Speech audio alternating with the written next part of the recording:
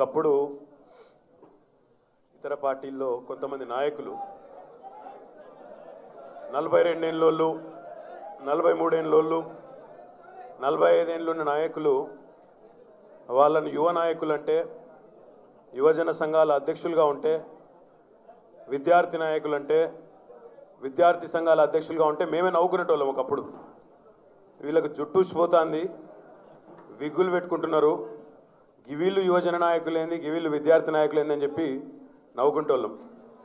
ఇప్పుడు మళ్ళా మా తమ్ముడు సీనుగా మాట్లాడుకుంటూ యువ నాయకుడు అంటే నాకు కూడా నవ్వు వస్తున్నది. ఎందుకంటే నేను కూడా ఆ వయసులోకి వచ్చేసిన. ఇప్పుడు జుట్టూసిపోయి దాదాపుగా మేము కూడా మిడిల్ ఏజ్లోకి వెళ్ళిపోయిన పరిస్థితుల్లో ఇంకా యువ నాయకుడు ఎవరు లేరు ఇక్కడ.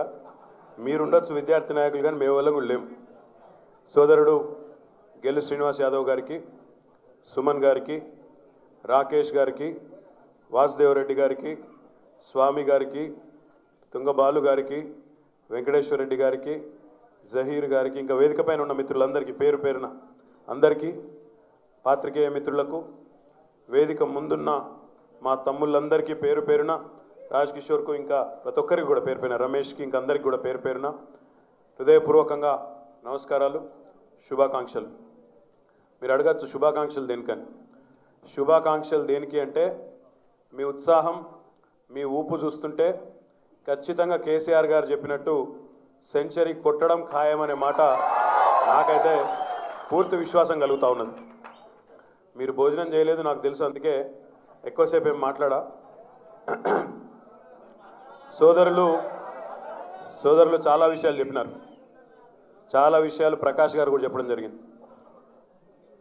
ప్రస్తుత రాజకీయ పరిస్థితుల పట్ల నాకంటే బాగా మీకు ఎక్కువ అవగాహన ఉంటుంది. ఎందుకంటే విద్యార్థులుగా ప్రతిరోజు మీరు చేసే చర్చలు మీ దోస్తులతోని, మీ బంధువులతోని, మీ కుటుంబ సభ్యులతోని, మీకుండే అవగాహనతో, మీకుండే వాదన పటిమతో మీరు చేసే తార్కికమైన వాదన ఏదైతే ఉంటుందో, కేసీఆర్ గారిని ఎందుకు సమర్థించాలి, టీఆర్ఎస్ పార్టీని మళ్ళీ ఎందుకు గెలిపించాలి, ఈ ప్రగతి రథం ఎందుకు ఆగకూడదు అనే వాదన ఏదైతే మీరు ప్రతినిత్యం రోజు కూడా మీ జీవితాల్లో చేస్తూ ఉంటారో, నాకంటే బాగా మీకే అన్ని విషయాలు కూడా తెలుసు. ప్రస్తుత రాజకీయ పరిస్థితులు ఒక్కసారి గమనించినట్టయితే మీరు దయచేసి ఒక్కసారి ఆత్మావలోకనం చేసుకోవాల్సిందిగా కోరుతా ఉన్నా. ప్రకాష్ గారు నేను రాకంటే ముందే మొదలుపెట్టినరు, వచ్చినాక కూడా చాలాసేపు బ్రహ్మాండంగా అన్ని విషయాలు చెప్పినారు. నీళ్లు, నిధులు, నియామకాలు, ఈ మూడింటి ప్రాతిపదికన తెలంగాణ ఉద్యమం జరిగిన విషయం నేను కొత్తగా మీకు చెప్పాల్సిన అవసరం లేదు. నీళ్ల విషయంలో ఒక్క మాటలో చెప్పాలంటే కేసీఆర్ గారు 1 కోటి ఎకరాల మాగాణం కావాలి తెలంగాణ అనే ఒక దృఢ సంకల్పంతో ఇటు పాలమూరు ఎత్తిపోతల పథకం కానీ, అటు కాళేశ్వరం కానీ, సీతారామ కానీ, ఇంకా మన చెరువులు నింపే మిషన్ కాకతీయ లాంటి కార్యక్రమాలు కానీ, నీళ్ల విషయంలో సంపూర్ణంగా సాగునీటి రంగంలో న్యాయం చేసే ప్రయత్నం ఒకవైపు, ఇంటింటికి తాగునీటిని నల్లబెట్టి నీళ్ళిచ్చే మిషన్ భగీరథ కార్యక్రమం ద్వారా ఇంకోవైపు, అంటే అటు తాగునీరు కానీ ఇటు సాగునీరు కానీ పూర్తి స్థాయిలో బ్రహ్మాండంగా చేసే ప్రయత్నం చేస్తూ ఉన్నారు, అది మీకు తెలుసు. నిధుల విషయంలో ఇప్పుడే ప్రకాష్ గారు చెప్పినారు, 17.17% సగటున గత 4 సంవత్సరాలుగా దేశంలో ఏ రాష్ట్రము సాధించని ఆదాయ వృద్ధి రేటు సాధించి మన నిధులు మనం ఖర్చు పెట్టుకోగలుగుతున్నాం. కాబట్టి ఈరోజు పెద్ద ఎత్తున అన్ని రంగాల్లో కూడా మనం అభివృద్ధి పనులు, సంక్షేమ కార్యక్రమాలు దేశంలో ఏ రాష్ట్రం చేయని విధంగా చేసుకోగలుగుతూ ఉన్నాం. ఇక నియామకాల విషయానికి నేను తర్వాత వస్తాను, మీకు అది కొంత వివరంగా చెప్పాలి. మన పని మనం చేసుకుంటూ పోతున్నాం. చాలా అవార్డులు, ప్రజల నుంచి రివార్డులు కూడా ఈ 4 ఏళ్లలో అందుకున్నాం. ఏమీ లేదు, అడ్రస్ లేదు టీఆర్ఎస్కు అనుకున్న జిహెచ్ఎంసీలో మీరందరూ కలిసి ఒక గుద్దుతే 0 నుంచి 100 స్థానాలకు ఎట్లా పోయినామో నాకంటే బాగా మీకు తెలుసు. మొత్తం ప్రజలు ఇక్కడ కులం లేకుండా, మతం లేకుండా, వర్గం అనేది లేకుండా టీఆర్ఎస్ పాలనను మెచ్చి బ్రహ్మాండంగా ఏకోన్ముఖంగా ఓట్లేసిన విషయం కూడా మీకు తెలుసు. మెదక్ పార్లమెంట్ ఉప ఎన్నిక నుంచి మొదలు పెడితే తర్వాత వచ్చిన వరంగల్ పార్లమెంట్ కానీ, ఉప ఎన్నిక కానీ, కంటోన్మెంట్ ఎన్నికలు కానీ, జిహెచ్ఎంసీ ఎన్నికలు కానీ, ఆఖరికి కాంగ్రెస్ పార్టీ సిట్టింగ్ శాసనసభ్యులు పాలేరులో వెంకటరెడ్డి గారు, నారాయణ్ ఖేడ్లో కిష్టారెడ్డి గారు, వారిద్దరూ చనిపోతే వారి కుటుంబ సభ్యులను స్వయంగా వారి శ్రీమతిని పాలేరులో ఇక్కడ కిష్టారెడ్డి గారి కొడుకును నారాయణ ఖేడ్లో నిలబెడితే సానుభూతి పవనాలు కాదని టీఆర్ఎస్ ప్రగతి రథం ఆగకూడదని గతంలో పాలేరులో మనకు డిపాజిట్ కూడా రాలేదు 2014లో. అట్లాంటి పాలేరులో తెలంగాణ ప్రజలు పాలేరు ప్రజలు 47,000 ఓట్ల మెజారిటీతో గెలిపించిన విషయాన్ని నేను మీకు గుర్తు చేస్తా ఉన్నా. నారాయణ ఖేడ్లో ఓడిపోయినాం, కానీ ఈసారి 53,000 ఓట్ల మెజారిటీతో ప్రజలు గెలిపించినారు. కంటోన్మెంట్లో గెలిపించినారు, హైదరాబాద్ ఎలక్షన్లో గెలిపించినారు, ఖమ్మం వరంగల్ కార్పొరేషన్ ఎన్నికల్లో గెలిపించినారు. ఎక్కడ సందర్భం వచ్చినా అక్కడ ఈరోజు కాంగ్రెస్ పార్టీ మాట్లాడుతున్న చిల్లర మల్లర మాటలు, ఈరోజు ఆ పార్టీలో ఉండే చోటా మోటా నాయకులు చేస్తున్న చిచోరా విమర్శలు, ఇవన్నీ అక్కడ కూడా అరిగిపోయిన గ్రామ్ ఫోన్ రికార్డు లాంటి మాటలు అక్కడ మాట్లాడితే కూడా ప్రజలు నిర్ద్వందంగా వాళ్ళ మూతి మీద తన్నినట్టు తీర్పుతోని ఓటుతోని సమాధానం చెప్పినారు. అయినా చింత దచ్చినా పులుపు జల్ది చావది, వాళ్ళ బలుపు అంతకంటే చావది. కాంగ్రెస్ వాళ్ళకి కొద్దిగా అది ఎక్కువ. వాళ్ళు అందుకే వాళ్ళ మాటలు చూస్తున్నారు మీరు. ఉత్తర కుమార్ రెడ్డి గారు ఇక ఆయన డైలాగులు అయితే అబా బాబా బాబా, నేను సైనికుని, నువ్వు సైనికునివా? ఎప్పుడైనా నువ్వు సైనికుని? నువ్వు మీరందరూ ఇప్పుడు నేను గట్టిగా మాట్లాడితే మళ్ళీ తెల్లారి కాంగ్రెస్ వాళ్ళు ఏమంటారు నాకు ఎరికే. ఏమంటారు? ఆయన బచ్చగాడు. మరి ఈ బచ్చాగాళ్లే కదా తెలంగాణను తీసుకొచ్చిందని గుర్తు చేస్తా ఉన్నా. మీరు దద్దమ్మల లెక్క ఇళ్లలో వండుకున్న నాడు, దద్దమ్మల లెక్క ఒక్కొక్క కాంగ్రెస్ నాయకుడు ఇలా బాగా ఎగిరెగిరి పడుతున్న 6 అడుగుల నాయకులు 5 అడుగుల నాయకులు అందరూ ఎగిరెగిరి పడుతున్న వాళ్ళు ఎవరైతున్నారో, ఈ చిచోరాగాళ్ళందరూ ఇంట్లో వండుకున్నప్పుడు, ఈ చిల్లర సన్నాసులందరూ ఇళ్లలో వండుకున్నప్పుడు ఈ బచ్చగాళ్ళు కాదా ఆనాడు తెలంగాణలో మిమ్మల్ని ఉరికిచ్చింది? గుర్తు చేయాలని నేను కొడతా ఉన్నా. నేను సైనికున్నట, నేను అడుగుతా ఉన్నా, నేను సైనికున్నట్టు ఆయన సైనికునివా నువ్వు? తెలంగాణ విద్యార్థులు రోడ్ల మీద తెలంగాణ ఉద్యమంలో వీర సైనికుల్లాగా పోరాటం చేస్తుంటే ఇంట్లో దాక్కున్న దద్దమ్మవు నువ్వు సైనికుడు ఎక్కడైతే నాకు అర్థం కాదు. మంత్రి పదవి కోసం కిరణ్ కుమార్ రెడ్డి కాళ్ళు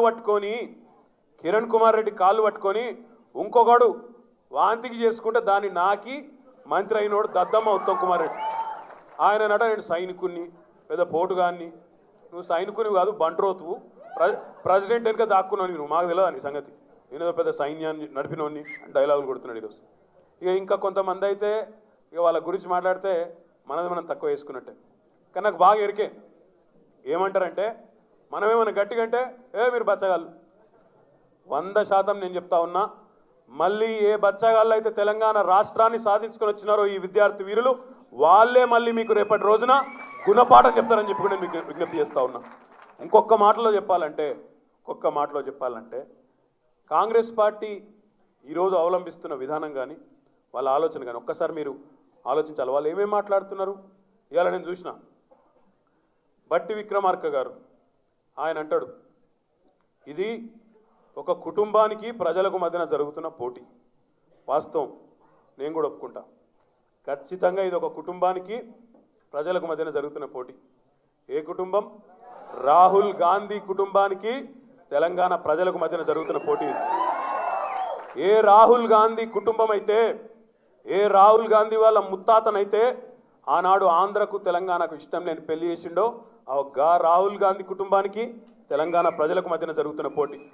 ఏ రాహుల్ గాంధీ కుటుంబంలో ఆయన నాయనమ్మ ఇందిరాగాంధీ ఆనాడు 68లో 369 పిల్లలను ఇక్కడ పొట్టన పెట్టుకున్నదో ఇందిరాగాంధీ రాహుల్ గాంధీ కుటుంబానికి తెలంగాణ పౌరుషానికి మధ్యన జరుగుతున్న పోటీ ఇదన్నమాట కూడా నేను గుర్తు చేస్తా ఉన్నా.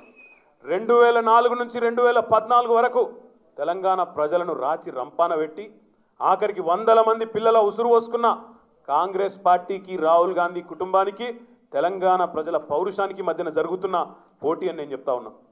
ఢిల్లీ బలుపుకు తెలంగాణ ఆత్మ గౌరవానికి జరుగుతున్న పోటీగా నేను మీకు ఒకసారి విజ్ఞప్తి చేస్తా ఉన్నా. ఆలోచించమని కోరుతున్నా. వాళ్ళు మాట్లాడే మాటలు నేను చూసిన టీవీలో ఒక ఆమె ఎవరో కాంగ్రెస్ నాయకురాలు ఏమన్నదో మీరు కూడా చూడొచ్చు. బిచ్చమేసింది సోనియా గాంధీ, బిచ్చమేసింది తెలంగాణ ప్రజలకు తెలంగాణ రాష్ట్రం అట. బిచ్చమేసిన అది ఇదా మీరు మాట్లాడే మాటలు? ఇంకొక ఆయన అంటాడు జానారెడ్డి, తలుసుకుంటే కాశ్మీర్లో ఉగ్రవాదులను అణచేసిన వాళ్ళం, పంజాబ్లో ఉగ్రవాదులను అణచేసిన వాళ్ళం, తలుసుకుంటే 5 నిమిషాల్లో తెలంగాణను కూడా ఖతం చేద్దాం మేము, ఆ ఉద్యమాన్ని కూడా అణచేసిన వాళ్ళమని జానారెడ్డి మాట్లాడుతారు. ఇవన్నీ వీడియోలలో ఉన్నాయి. నేను చెప్తలేను సొంత కవిత్వం. ఒక్కొక్కరు ఇక బలరాం నాయక్ అని ఇంకొకడు ఉన్నాడు సిపాయి, కాంగ్రెస్ కోటేయకపోతే నేను తీసుకుపోయి మళ్ళీ ఆంధ్రాలో కలుపుతా అంటాడు. ఇది వీళ్ళ బతుకు. అంటే గింత కష్టపడి కొట్లాడి తెచ్చుకున్న తెలంగాణ, ఇంత కష్టపడి మీరందరూ పోరాటం చేసి కేసీఆర్ గారి నాయకత్వంలో మనందరం కలిసికట్టుగా పనిచేసి తెచ్చుకున్న తెలంగాణ, కొంతమంది భిక్ష అన్నట్టు, కొంతమంది ఏదో దయదలిస్తే మనకు వచ్చినట్టు ఈరోజు వాళ్ళు మాట్లాడే మాటలు వింటా ఉంటే కడుపు మండుతున్నది. కానీ దానికి తిరుగులేని సమాధానం మళ్ళీ మనం మాటలతో సమాధానం చెప్పడం కాదు, చేతలతోనే సమాధానం చెప్పాలి. కుక్క కాటుకు చెప్పు దెబ్బ, ఖచ్చితంగా కాంగ్రెస్ కాటుకు ఓటు దెబ్బతో సమాధానం చెప్పవలసిన బాధ్యత మన మీదనే ఉన్నదని చెప్పి నేను తెలియజేస్తా ఉన్నా. నోటికి వచ్చినట్టు మాట్లాడుతున్నారు, ఇష్టం వచ్చినట్టు చెలరేగిపోయి వీళ్ళేదో నిన్న మొన్న ఊడిపడ్డట్టు. వాళ్ళ మాటలు వింటే నిజంగా కూడా చాలా గమ్మత్ అనిపిస్తూ ఉన్నది. పెద్ద పెద్ద మాటలు, డైలాగులు అయితే ఇక చెప్పవశం కాదు. ఉత్తర కుమార్ రెడ్డి డైలాగులు అయితే పెన్షన్ 2000 చేస్తాం, ఇంకోటి 3000 చేస్తాం, ఇంకేదో చేస్తాం, అల్లం ఇస్తాం, బెల్లం ఇస్తాం, ఏదంటది మోసేదికి బెల్లం పెడతాం, తర్వాత నాకుమంటాం. ఆయన నోటికి ఏదొస్తే అది అడ్డం పొడుగు మాట్లాడుతూ ఉన్నాడు ఈరోజు. నేను మొన్న నాకు అనుమానం వచ్చింది ఉత్తమ్ కుమార్ రెడ్డి గారు చెప్పే మాటలను విన్నాక. ఎందుకంటే మరి ఆయనకు తెలివి ఉందో లేదో, సోయి ఉండి మాట్లాడుతుండో లేక మాట్లాడుతుండో, ఎప్పుడన్నా ప్రభుత్వంలో పనిచేసిన అనుభవం ఉందో, ఒక మంత్రిగా పనిచేసిన అంటారు. కానీ ఆ మంత్రి పదవి ఎవరో వారేస్తే వచ్చిన పదవి కాబట్టి పాపం తెలియదు. ఏమి తెలియక ఎందుకు తెలియదు అంటున్నాడు కూడా మీకు ఎరికే, అది కూడా చెప్తా. ఏది పడితే అది మాట్లాడుతున్నాడు.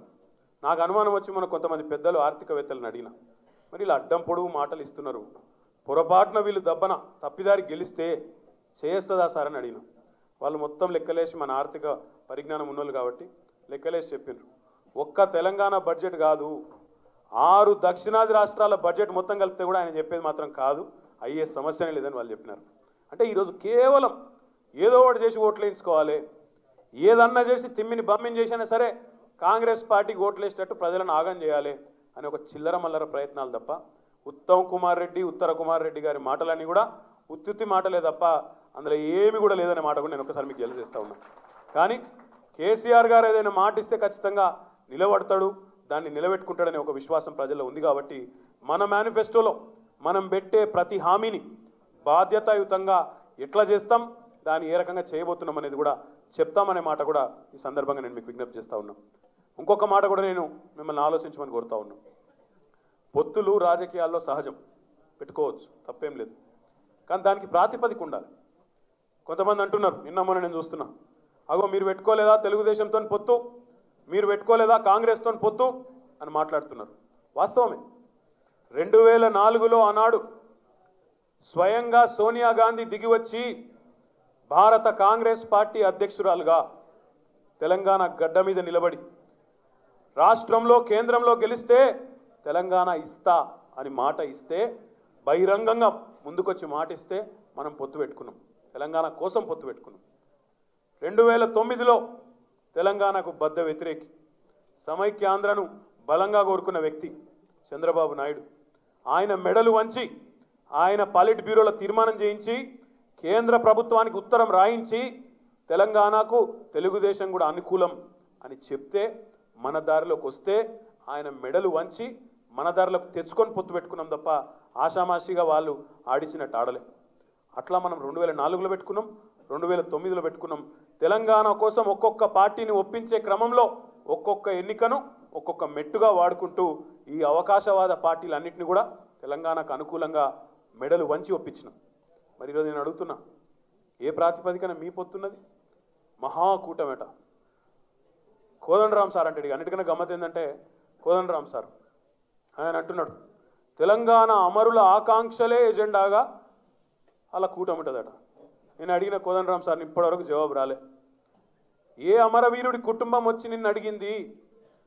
మమ్మల్ని చంపి అమరవీరులను చేసిన కాంగ్రెస్ పార్టీతో, మమ్మల్ని చంపిన హంతక తెలుగుదేశం పార్టీతో పొత్తు పెట్టుకోమని నీకు ఏ అమరవీరుని కుటుంబం వచ్చి చెప్పిందంటే ఇప్పటిదాకా నోరు మెలుపుతలేడు కోదండరామ్ సార్. పెద్ద డైలాగులు కొట్టిండు, పెద్ద డైలాగులు కొట్టిండు. తెలంగాణ జనసమితి టీఆర్ఎస్కు ప్రత్యామ్నాయం, 119 స్థానాల్లో పోటీ చేస్తాం, మేము మొత్తం ప్రగతి భవన్ గోడలు బద్దలు కొడతాం అని పెద్ద డైలాగులు కొట్టిండు. నేను నిజమే అనుకున్నా, గోడలు బద్దలు కొట్టుడు కాదు, గోడలు గీకే పరిస్థితి కూడా లేదు. ఇప్పుడు ఏం పరిస్థితి అయిపోయింది పాపం కోదండరామ్ సార్ది? మన దగ్గర ఉన్నప్పుడేమో జేఏసీలు ఉన్నప్పుడు గౌరవంగా చూసుకున్నాం. ఇవాళ పాపం కాంగ్రెస్ల దగ్గర పోతే ముష్టి 3 సీట్ల కోసం, ముష్టేసే 3 సీట్ల కోసం పాపం పొర్లు దండాలు పెడుతుండే వాళ్ళ చుట్టూ.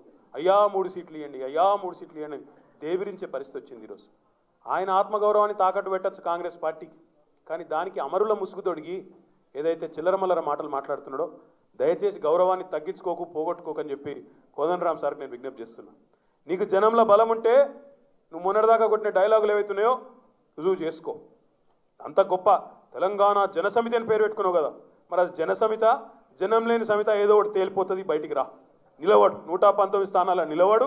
నీ సత్తా ఏందో ఇతరుల సత్తా ఏందో తేలిపోతుంది. అంతేగాని తెలంగాణ ఆత్మగౌరవాన్ని తీసుకుపోయి చంద్రబాబు నాయుడు దగ్గర, రాహుల్ గాంధీ కాళ్ళ దగ్గర పెట్టి ఢిల్లీకి బానిసగా అమరావతికి గులాంగా మారిపోయి ఈరోజు కోదండరామ్ సార్ చేస్తున్న సర్కస్ ఫీట్లు ఏవైతున్నాయో నిజంగా కూడా చాలా బాధ అనిపిస్తుంది. ఎక్కడి నుంచి ఎక్కడికి పడిపోయినో మనిషి అనేది.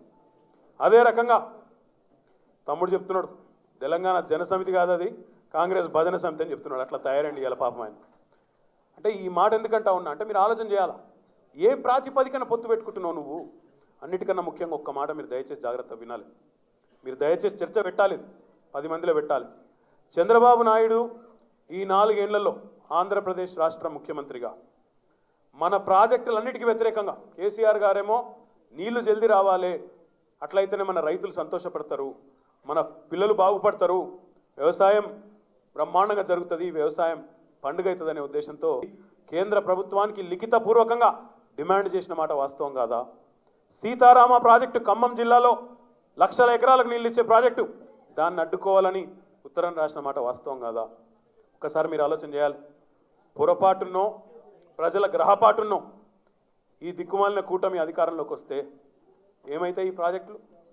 ఎట్లా అయితే 67 ఏళ్లలో తెలంగాణ రైతుల నోట్లో మట్టి పడ్డదో మళ్ళీ ఒకసారి చంద్రబాబు నాయుడు భాగస్వామిగా ఉన్న ఈ కూటమి అధికారంలోకి వస్తే ఒక్కడంటే ఒక్క ప్రాజెక్టు ముందుకు పోతుందా తెలంగాణలో? మీరు ఆలోచించాలని కోరుతా ఉన్నా. రైతులతో చర్చ పెట్టాలని చెప్పి కూడా నేను కోరుతా ఉన్నా. తెలంగాణ కోసం ఇంత కొట్లాడి తెచ్చుకుంటే, ఇన్ని త్యాగాలతో తెలంగాణ సాధించుకుంటే కేసీఆర్ గారి నాయకత్వంలో మళ్ళొక్కసారి ఈరోజు మన ఆత్మగౌరవాన్ని తీసుకొని పోయి ఆ అమరావతిలో ఉండే నాయకుడి దగ్గర, ఏ నాయకుడైతే మన ప్రాజెక్టులు అడ్డుకోవాలని చెప్పి అన్ని రకాల ప్రయత్నాలు చేస్తున్నాడు, కోర్టు ద్వారా, కేంద్ర ప్రభుత్వం ద్వారా, ఆయనకుండే పలుకుబడి ద్వారా, అన్నిటి ద్వారా ప్రయత్నం చేస్తున్నాడు, ఆయనకు తీసుకుపోయి మన స్వాభిమానాన్ని తాకట్టు పెడితే ఎట్లా తెలంగాణకు న్యాయం జరుగుతుందో కోదండరామ్ చెప్పాలి, ఉత్తర కుమార్ రెడ్డి చెప్పాలని చెప్పి నేను కోరుతా ఉన్నా. మీరు ఆలోచించమని చెప్పి కూడా నేను కోరుతా ఉన్నా. ఇంతకంటే దిగజారుడు రాజకీయం నిజంగా మొన్న కేసీఆర్ గారు అంటే బాగా ఎగిరెగిరి పడ్డారు వాళ్ళు. 4 సీట్ల కోసమే కదా ఈ పంచాయతీ, అవేదో మేమే వారద్దాం కదా అంటే దానికి ఎగిరెగిరి పడ్డారు ఒక్కొక్కరు. కానీ ఈ ఎగిరిపడు, ఈ రేషం చూపెట్టుడు ఎప్పుడన్నా పొరపాటున సమైక్యాంధ్ర ఉన్నప్పుడు ఆంధ్ర ముఖ్యమంత్రుల ముందు చూపెట్టినరా ఎప్పుడన్నా ఒక్కలన్నా? ఇలా చూడండి ఒక్కసారి మీరు, పెద్ద పెద్ద డైలాగులు కొట్టే నాయకులు, ఎగిరెగిరి పడుతున్న నాయకులు ఎక్కడున్నారు మీరు ఉద్యమంలో?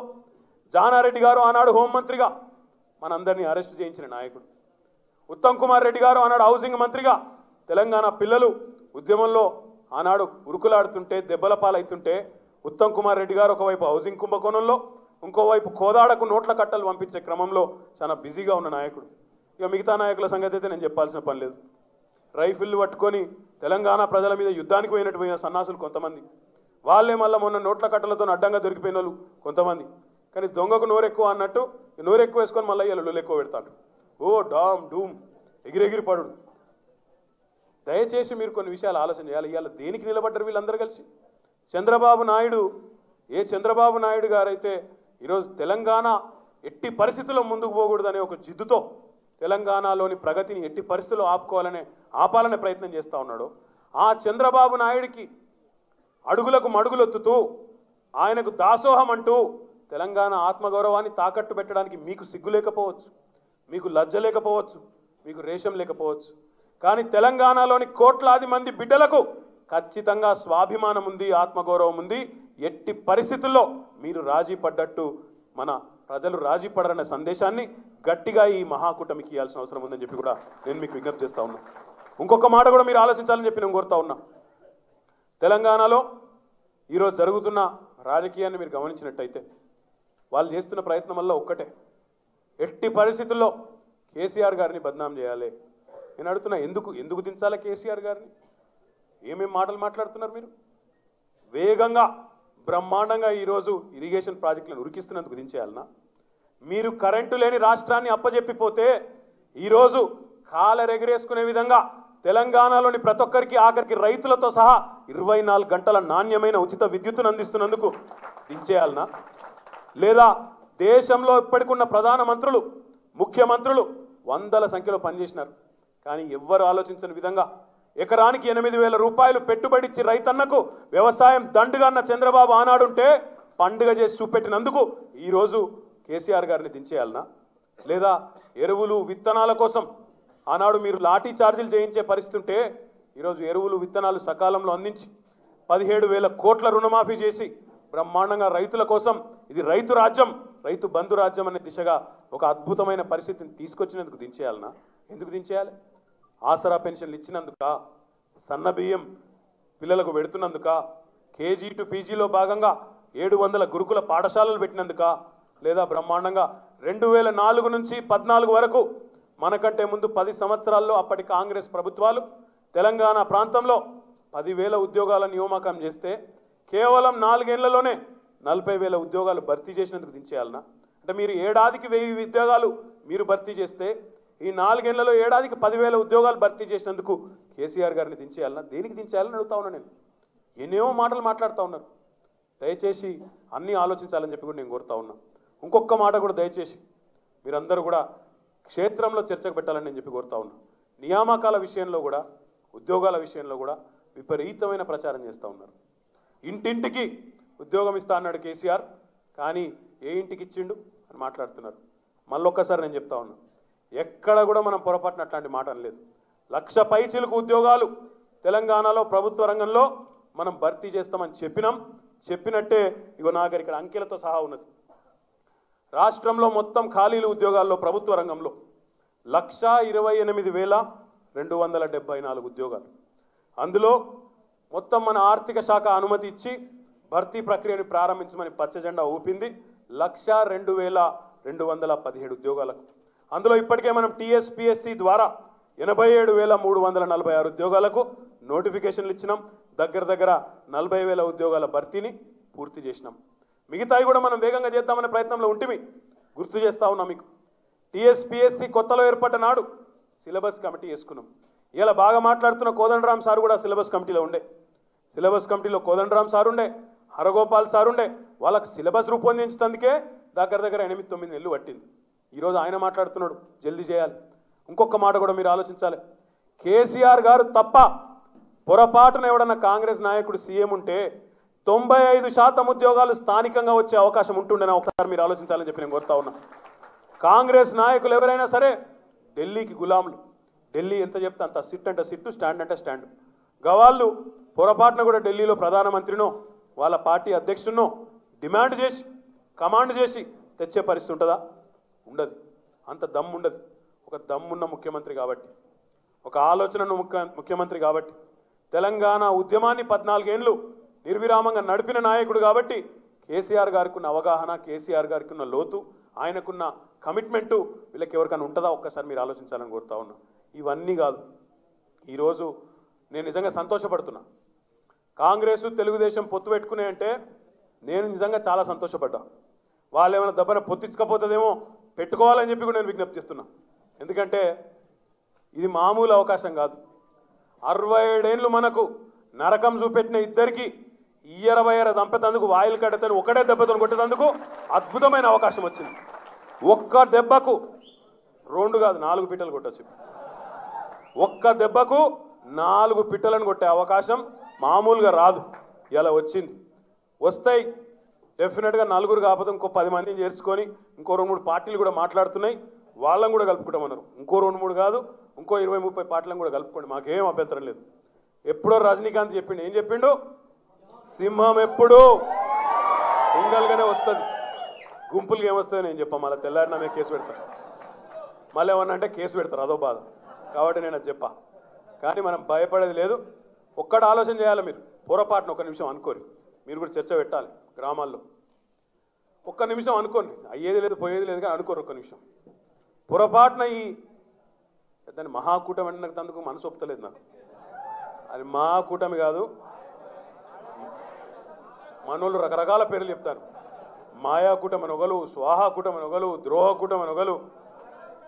వాళ్ళకి అంత సీన్ లేదు. ఒక్క నిమిషం దండం పెడతా ఇంకన్నా. కాలకూట విషయం అని సార్ అన్నాడు, ఇవన్నీ కాదు. అది మహాకూటమి కాదు, జఫా కూటమి. అది నలుగురు జఫాగా పెట్టుకున్న కూటమి, నలుగురు బఫూన్లు, వాళ్ళ అతిపెద్ద బఫూన్ రాహుల్ గాంధీ ఆధ్వర్యంలో పెట్టుకున్న కూటమి. అదో కూటమి, అదో లెక్క. చూద్దాం, అది కూడా చూద్దాం. కానీ ఒక్కసారి మీరు ఆలోచన చేయండి. ఈ జఫా కూటమి నిజంగానే అధికారంలోకి వచ్చిందనుకో, ఒక్క నిమిషం అనుకో, ముఖ్యమంత్రి ఎవడు ఉండాలి? అలా ఎంతమంది ఉన్నారు? ఒక్కడు కాదు, ఎంతమంది ఉన్నారు? జిల్లాకు 5గురు ఉన్నారు. ఒక మహబూబ్నగర్ పోతే 5-6 కనబడతారు నీకు. అటు మూలకు ఒక ముఖ్యమంత్రి, కొద్దిగా అవతలకు పోతే ఇంకొక ముఖ్యమంత్రి, యువతలకు వస్తే ఇంకొక ముఖ్యమంత్రి, ఇటు పక్కకు వస్తే ఒక ముసలాయన ఇంకో ముఖ్యమంత్రి. అది ఉంటుంది చూడు, మ్యూజికల్ చైర్స్ అని. కుర్చీలు వేసుకొని పొరగాలను ఆడుకుంటారు, ఉరుకుతా ఉంటారు దాని చుట్టూ. ఒక్కొక్క కుర్చీ గుంజినా కొద్ది ఒక్కొక్కటి పడిపోతుంటాడు.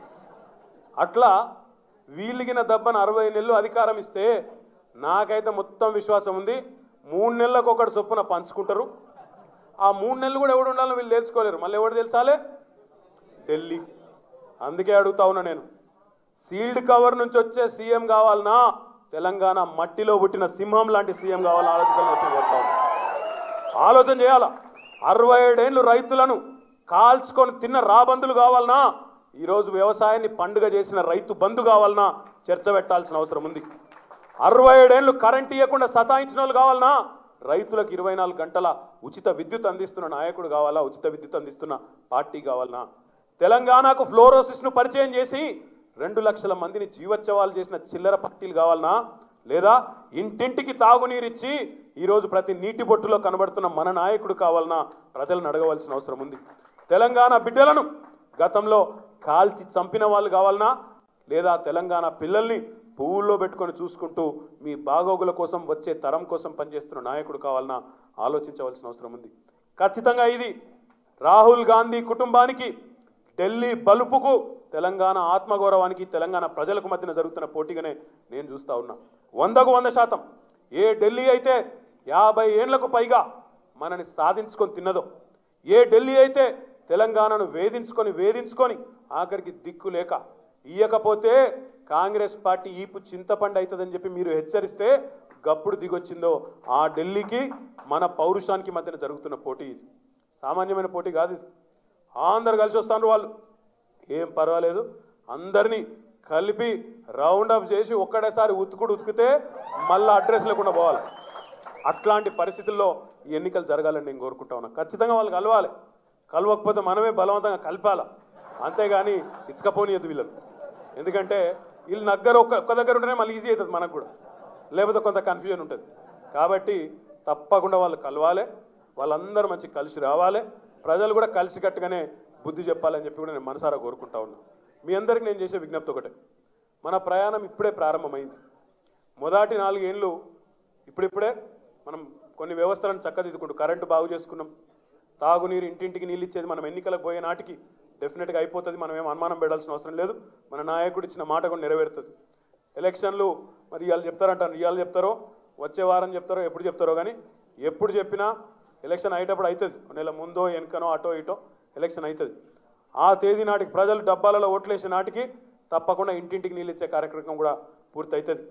సాగునీటి ప్రాజెక్టులు శరవేగంగా ఉరుకుతా ఉన్నాయి. కాళేశ్వరం కానీ, పాలమూరు కానీ, ఎందువల్ల అడ్డుపడ్డా, కోర్టుల ద్వారా అడ్డుపడ్డా, ఉత్తరాల ద్వారా అడ్డుపడ్డా, మన నాయకుడు నిబద్ధత కలిగిన నాయకుడు కాబట్టి శరవేగంగా అవి కూడా చేసుకుంటూ ఉన్నాం. ఇవన్నీ రంగాల్లో మంచిగా చేసుకుంటూ పోతూ ఉన్నాం.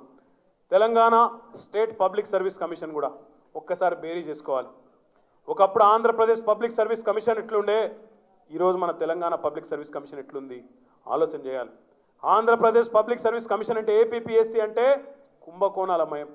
ఉద్యోగం కావాలంటే 1 లక్షలో 2 లక్షలో 3 లక్షలో లంచం ఇయ్యండి, సమస్యనే లేదు. ఇంటర్వ్యూలో మేనేజ్ చేసుకోండి, పలుకుబడి ఉపయోగించండి, ఉద్యోగం వచ్చే ప్రశ్నే లేదు. కానీ ఈరోజు ప్రొఫెసర్ చక్రపాణి గారి నేతృత్వంలో టీఎస్పీఎస్సీలో ఈ 4 ఏళ్లలో పొరపాటున కూడా ఒక్క అవినీతి మరక కానీ, అవినీతి ఆరోపణ కానీ ఎక్కడైనా వచ్చిందా మీరు ఆలోచన చేయాలని చెప్పి నేను కోరుతా ఉన్నా. బండారి శ్రీనివాసరావు గారని ఒక జర్నలిస్టు, ఆయన హైదరాబాద్లో ఉంటాడు. ఆయన ఒక ఫేస్బుక్ పేజీలో ఒకటి రాసిండు, నేను చూసిన. ఇట్లా కూడా జరుగుతుందా అని ఒక వ్యాసం రాసిండు ఆయన. ఏం రాసిండంటే ఆయన మేనకోడలు ఆమె ఉద్యోగానికి రాసింది, పరీక్ష రాసింది, ఇంటర్వ్యూ లేదు, మెరిట్ ఆధారంగా ఆమెకు ఆటోమేటిక్గా పైరవి లేదు, ఏది లేదు, కాల్ లెటర్ వచ్చింది, ఉద్యోగం వచ్చింది, రామ్మ జాయిన్ గాని వచ్చింది. ఆయన ఆశ్చర్యపోయింది. ఒక రాష్ట్రంలో ప్రభుత్వ నియామకాల్లో ఇట్లా కూడా జరుగుతుందా? డైరెక్ట్గా మెరిట్ ఆధారంగా ఏ పైరవి ఏ సిఫారసు ఒక్క పైసా అవసరం లేకుండా ఉద్యోగాలు వస్తాయా అని ఆశ్చర్యపోయి ఆయన రాసిండు, ఇట్లా కూడా జరుగుతుందా అని. ఆ స్థాయిలో ఈరోజు మనం మన నియామకాలను కూడా పారదర్శకంగా చేసుకుంటూ యూపీఎస్సీ కూడా ఆదర్శంగా తీసుకునే స్థాయికి టీఎస్పీఎస్సీ ద్వారా పనిచేస్తూ ఉన్నాం. ప్రైవేట్ రంగంలో పెట్టుబడులకు పెద్దపీట వేసి టీఎస్ ఐపాస్ లాంటి చట్టాలు తెచ్చి బ్రహ్మాండంగా వేల కోట్ల లక్షల కోట్ల పెట్టుబడులను తీసుకొచ్చే ప్రయత్నం చేస్తూ ఉన్నాం. అందులో స్థానికులకు ఉద్యోగాలు ఇచ్చే విధంగా తర్ఫీదునిచ్చే ప్రయత్నం చేస్తూ ఉన్నాం. నైపుణ్య శిక్షణ కూడా ఇచ్చే ప్రయత్నం చేస్తూ ఉన్నాం. మూతబడ్డ పరిశ్రమలను తెరుచుకుంటా ఉన్నాం. సిర్పూర్ కాగజ్ నగర్లో కానీ, ములుగులో మన బిల్ట్ కానీ, అదే రకంగా రామగుండం ఫర్టిలైజర్స్ కానీ, భీమా సిమెంట్స్ కానీ, ఇంకా చాలా చిన్న చిన్న పరిశ్రమలను కూడా మూతబడ్డ వాటిని కూడా తెరిపించే ప్రయత్నం చేస్తూ ఉన్నాం. ఎక్కడ రాయితీలు ఇచ్చినా ఒక్కటే మాట చెప్తున్నాం, లంచాలు ఇచ్చే పని లేదు తెలంగాణలో. కానీ పిల్లలకు, స్థానిక పిల్లలకు కొలువులు ఇవ్వండి, అవసరమైతే శిక్షణ మేమిప్పిస్తాం, ప్రత్యేకంగా టాస్క్ లాంటి సంస్థల ద్వారా అని చెప్తా ఉన్నాం. ఐటీని ద్వితీయ శ్రేణి నగరాలకు తీసుకొని పోతా ఉన్నాం. వచ్చే సంవత్సరం నుంచి మీరు చూస్తారు, కరీంనగర్లో ఐటీ టవర్ జనవరిలో ప్రారంభం కాబోతా ఉంది, ఖమ్మంలో కూడా 2 నెలల్లో ప్రారంభం కాబోతా ఉంది. నిజామాబాద్లో, మహబూబ్ నగర్లో, వరంగల్లో ద్వితీయ శ్రేణి పట్టణాలకు ఐటీ సంస్థలను తీసుకొని పోతా ఉన్నాం. పారిశ్రామికీకరణ కూడా హైదరాబాద్ కేంద్రంగా కాకుండా తెలంగాణ నలుమూలలా తీసుకుపోయే ప్రయత్నం చేస్తూ ఉన్నాం. ఏ ప్రభుత్వమైన తమ్ముళ్ళు మీరు గుర్తుపెట్టుకోవాలి, మొత్తం 1,28,000 ఉద్యోగాలు భర్తీ చేసినా కేవలం ఒక 4-5% పిల్లలను మాత్రమే సాటిస్ఫై చేయగలుగుతాం మన నిరుద్యోగులను. కానీ ప్రైవేట్ రంగంలో పెట్టుబడులను ఆహ్వానించడం ద్వారా, మీ నైపుణ్యాన్ని పెంచడం ద్వారా డెఫినెట్గా ఎక్కువ శాతం మందికి ఉద్యోగ కల్పన చేసే అవకాశం ఉంటుంది. దాంతోపాటు ఇంకోవైపు స్వయం ఉపాధి పథకాలు, ఇవన్నీ కూడా చేసే ప్రయత్నం బ్రహ్మాండంగా రాబోయే 5 ఏళ్ళు చేసుకుందాం. ఇంకా పెద్ద ఎత్తున చేద్దాం, ఎక్కువ ఫోకస్డ్ ఎఫర్ట్ పెడదాం. 100కు 100% నాకు విశ్వాసం ఉంది. కాంగ్రెస్ చెప్తున్న డొల్ల మాట, సొల్లు వాగ్దానాలు, ఇవి కూడా పొరపాటున కూడా ప్రజలు విశ్వసించే పరిస్థితులు లేరు. అర్రాస్ పాట లెక్క చేస్తున్నారు. మనం 1000 అంటే వాళ్ళు 2000, మనం 1200 అంటే 2400. ఈ లెక్కన వాళ్ళ వాగ్దానాలు పోతా ఉన్నాయి. ఇక నేను చివరికి చెప్పి ముగిస్తా. ఇక తొందరలో నాకు విశ్వసనీయమైన సమాచారం వచ్చింది. కాంగ్రెస్ పార్టీలో ఉండే ఒక పెద్ద ఆయన్నే స్వయంగా నాకు చెప్పిండు, కాంగ్రెస్ మేనిఫెస్టోలో ఒక అద్భుతమైన మేనిఫెస్టో తీసుకొని వస్తున్నారట వాళ్ళు. ఇక్కడ పెళ్లి కాని పిల్లలు ఎంతమంది ఉన్నారా? చాలా సంతోషం. కాంగ్రెస్ పార్టీ పిల్లలు, కాంగ్రెస్ పార్టీ పెద్దలు, పిల్లలు కాదు, వాళ్ళు ఎంత ఆలోచన చేశారంటే ఉధృతంగా వాళ్ళు కొత్త వాగ్దానాలు కూడా ప్రామిస్ చేశారు. రాష్ట్రంలో పెళ్లి కాని యువకులందరికీ పిల్లను మేమే వెతికి పెడతాం అనే వాగ్దానం కూడా పెడుతున్నారు. తర్వాత మీరు పెళ్ళైనాక మీ ఇంటికి వచ్చి 3 పూటల వంట కూడా మేమే వండి పెడతాం, మీ పిల్లలకు గోరు ముద్దలు కూడా మేమే తినిపిస్తాం, ఆఖరికి మీ పిల్లలు పుట్టి మీరు బిజీగా ఉంటే డైపర్లు కూడా మేమే మారుస్తాం అని చెప్పి కాంగ్రెస్ వాళ్ళు వాళ్ళ మేనిఫెస్టోలో పెడుతున్నాడు. కాబట్టి ఇవన్నీ వస్తాయి. ఇక మనిషికి తులం బంగారం ఇస్తామని కూడా చెప్తారు వాళ్ళు, అంత లంగలు వాళ్ళు. కాబట్టి ఇవన్నీ చెప్పాలి కింద, ఈ సొల్లు పురాణాలు, డైలాగులు. ఎందుకంటే వాళ్ళ గత మేనిఫెస్టో తీసి చూస్తే ఒక్కటి నెరవేర్చలేదు. 2009లో 6 వాగ్దానాలు ఇచ్చారు. అద్భుతమైన రికార్డు ఏంటంటే కాంగ్రెస్ పార్టీకి 6 వాగ్దానాలు ఇచ్చి ఒక్క వాగ్దానం కూడా నెరవేర్చలేదనే పార్టీ ఉందంటే అది కాంగ్రెస్ పార్టీ. వీళ్ళు ఎసొంటోళ్ళు అంటే గుడిని కాదు, గుడిలో లింగాన్ని కూడా మింగేసే రకం వీళ్ళు. కాబట్టి దయచేసి జాగ్రత్తగా ఉండాలి, కిందికి చెప్పాలి, ఊరూర చర్చ జరగాలి. మనం కూర్చున్న ప్రతి దగ్గర కూడా ఏది మన మంచికి, ఏది మనకు మంచిది కాదు అనే చర్చ పెట్టాలి. చివరికి పెద్దలు ప్రొఫెసర్ జయశంకర్ చెప్పినట్టు ఒక్క మాట చెప్పి నేను ముగిస్తాను. జయశంకర్ సార్ ఎప్పుడు అనేది, రాము ఉద్యమంలో చెప్పేది ఎప్పుడైనా 2 ఛాయిస్లు ఉంటాయి లైఫ్లో, యాచించి బతుకుదా